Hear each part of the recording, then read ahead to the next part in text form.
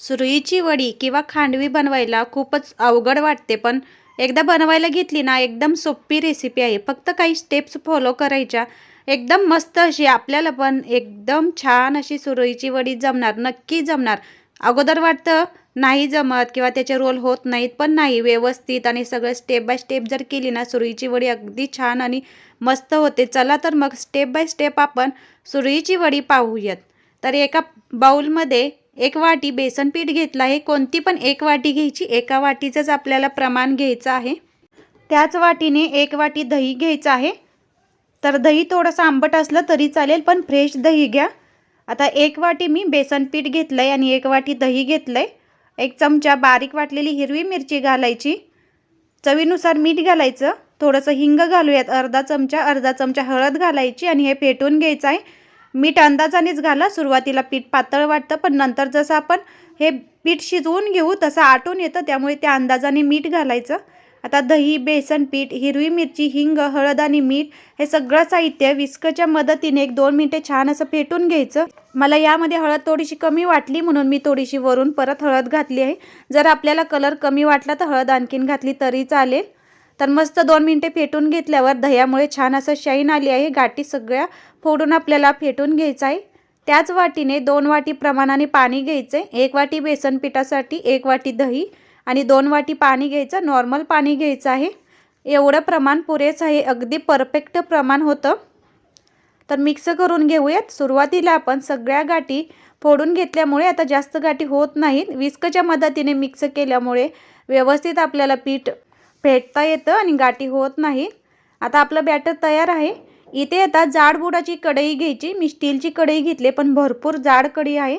जर्मनची कढई घेऊ नका, त्याला जास्त चिकटतं. आणि जर नॉनस्टिकची असेल तर उत्तमच. शक्यतो नॉनस्टिकची कढई घ्या आणि जर नसेल तर जाड बुडाची स्टीलची कढई घ्या. पण बूड जाड पाहिजे, कारण हे पीठ मग चिकटायला नको कढईला. पुरणाच्या चाळणीतून गाळून घ्यायचं. यामध्ये जी बारीक मिरची वाटलेली आहे ती बाजूला निघते, किंवा दह्याचे जे कण राहिलेले असतात तेही बाजूला निघतात.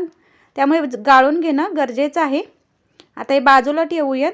भरपूर अशी जाड बुडाची कढई घेतली आहे मी. आता गॅसवरती ठेवूयात. सुरुवातीपासून शेवटपर्यंत आपलं हे बॅटर जोपर्यंत होत नाही तोपर्यंत एकदम गॅस बारीकच ठेवायचा. गॅस कुठेही मोठा करायचा नाही. किती जाडबुडाची कढई असली तरी पण गॅस बारीकच ठेवायचा.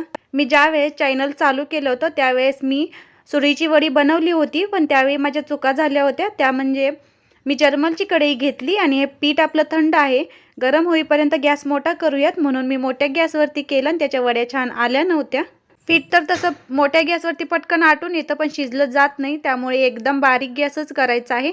एक 10 मिनिटे झाली आहेत. बरोबर 10 मिनिटे झाली आहेत. सतत असं मिक्स करत राहायचं. बारीकच गॅस ठेवायचा. सुरुवातीपासून शेवटपर्यंत सतत मिक्स करत राहायचं. याला शाईन पण छान येते.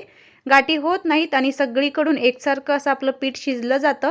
आता एक 15 मिनिटे झाली आहेत. आपण चेक करूयात. एक अशी प्लेट घ्यायची. तेल वगैरे काहीच लावायचं नाही. तर त्या प्लेटवरती थोडंसं आपण बॅटर पसरवून घेऊयात. हे बॅटर थंड होईपर्यंत वाट पाहू. गॅस आपल्याला चालूच ठेवायचा आहे, बंद करायचा नाही. एक 15 मिनिटांनी, 18 मिनिटांनी, 20 मिनिटांनी असं पाहायचं. तर आपलं बॅटर थोडंसं कोमट झालं आहे, पण याच्या वड्या येत नाहीत. आता आपल्याला आणखीन एक 4 ते 5 मिनिटे पीठ असं शिजू द्यायचं आहे. आता 18 मिनिटे झाली आहेत. आपण परत एकदा पाहूयात. 15 मिनिटाच्या नंतर 2-3 मिनिटांनी असं सतत पाहायचं. जर याची वडी आली तर समजायचं आपलं पीठ शिजलंय. थंड होण्यासाठी ठेवूयात. हलकंसं आपलं हे पीठ कोमट झालंय, पण याची वडी हलकीशी तयार होते आहे. हलकंसं हे पीठ वरती येतंय, असं जाणवते आपल्याला. येत नाही, पण अजून हे थोडंसं गरम आहे त्यामुळे असं वाटतंय. पण छान अशी याची वडी येते.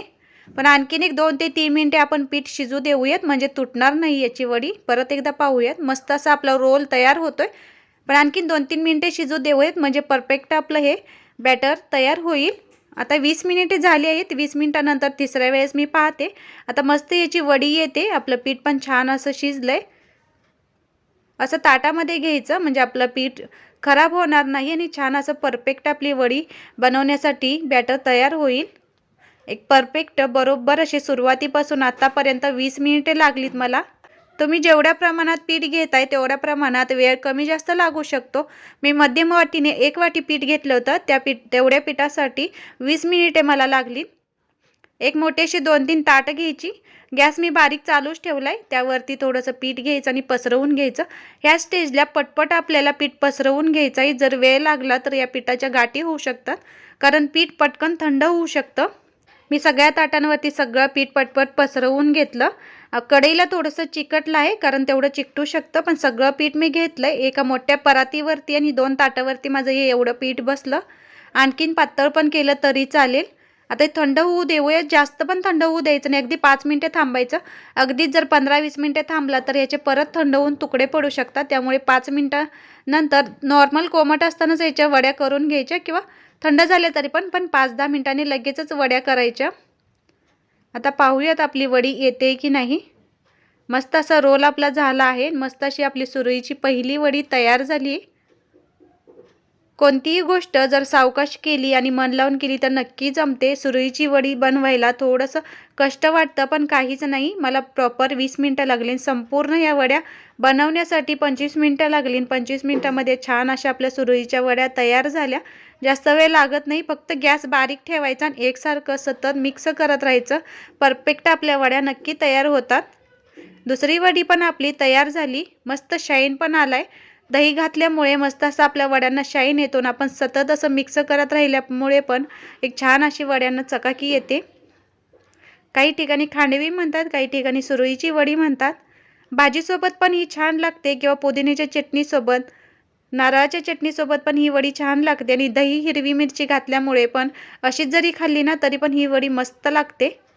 मी एका ताटावरच्या सगळ्या सुरईच्या वड्या काढून दाखवल्यात. आता बाकीच्या राहिलेल्या एका ताटावर आणि परातीवरच्या सगळ्या वड्या मी काढल्यात. यासाठी फोडणी करून घेऊयात. तडका पॅनमध्ये तेल गरम करायचं. अर्धा चमचा मोहरी, अर्धा चमचा जिरं घालायचं.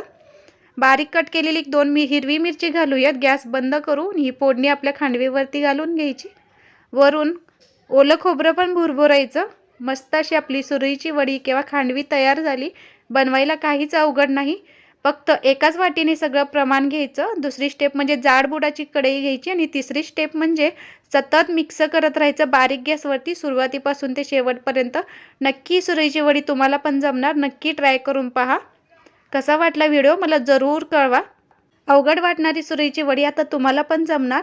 फक्त प्रमाण 1 वाटी पिठासाठी 1 वाटी दही आणि 2 वाटी पाणी घ्यायचं. त्याच वाटीने नक्की बनवून पहा. व्हिडिओ कसा वाटला मला जरूर कळवा. चॅनलवरती नवीन असाल तर प्लीज लाईक, शेअर, सबस्क्राईब करा. धन्यवाद.